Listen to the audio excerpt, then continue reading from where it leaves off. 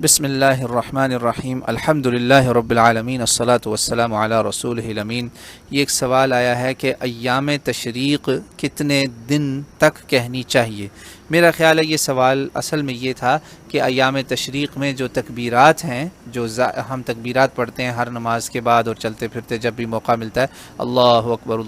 لا الہ الا اللہ اللہ اکبر وللہ الحمد، یہ کتنے دن تک کہنے چاہیے، یا پھر یہ ہے کہ ایام تشریق کون کون سے ہیں؟ تو بہرحال میں دونوں اس میں بتا دیتا ہوں۔ ایام تشریق جو ہیں یہ وہ دن ہے جس کا اللہ تعالیٰ نے قرآن پاک میں ذکر کیا، وَاذْكُرُوا اللَّهَ فِي أَيَّامٍ مَّعْدُودَاتٍ، سورہ بقرہ میں۔ یہ ربنا آتنا فی الدنیا والی آیت کے بعد ہے، غالباً 199 200 201 حج کی آیات میں اس کا ذکر ہے، تو وہاں وہ دعا بھی ہے نا۔ تو اللہ تعالیٰ کہتے ہیں کہ اللہ کا ذکر کرو ان چند دنوں میں، تو 3 دنوں کا ذکر ہے، یہی اللہ کے نبی نے ان کو بتایا گیا، یہ ایام تشریق ہیں۔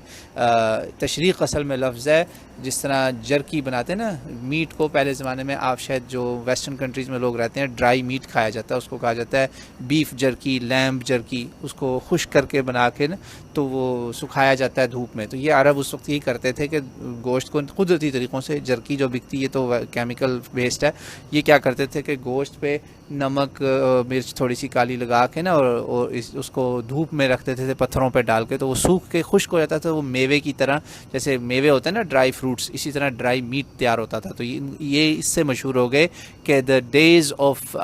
میٹ جرکی میکنگ، ٹھیک ہے جی۔ تو وہاں سے یہ نام پڑا، اور اس میں سے ہر ایک دن کا علیحدہ سے نام بھی ہے۔ تو یہ 10 ذی الحجہ کے بعد والے جو 3 دن ہیں نا، 11 12 13، ان کو کہا جاتا ہے ایام تشریق، اور ان میں کرنے کا عمل یہ ہے کہ آپ نے ان دنوں میں جب بھی آپ وہ نماز ختم کریں نا، خاص طور سے وہاں نہیں یہ چھوڑیے گا، ہر نماز کے بعد جب بھی سلام پھیریں فوراً اللہ اکبر لا الہ الا اللہ اکبر وللہ الحمد۔ یہ عید کی تکبیریں جو یوم عرفہ کی فجر سے شروع ہوئی تھیں، یہ چلتی جائیں گی، عید کے دن بھی ہوں گی، 11 کو بھی ہوں گی، 12 کو بھی ہوں گی، 13 کو بھی ہوں گی، اور یہ ایام تشریق کی جو 13 ذی الحجہ کی عصر ہے وہاں پہ یہ ختم ہو جائیں گی۔ یہ ہے، تو امید کرتا ہوں کہ آپ کا جواب اس میں آ گیا ہوگا، دونوں میں سے جو بھی آپ کا اس میں معنی تھا سوال پوچھنے کا۔ واللہ اعلم۔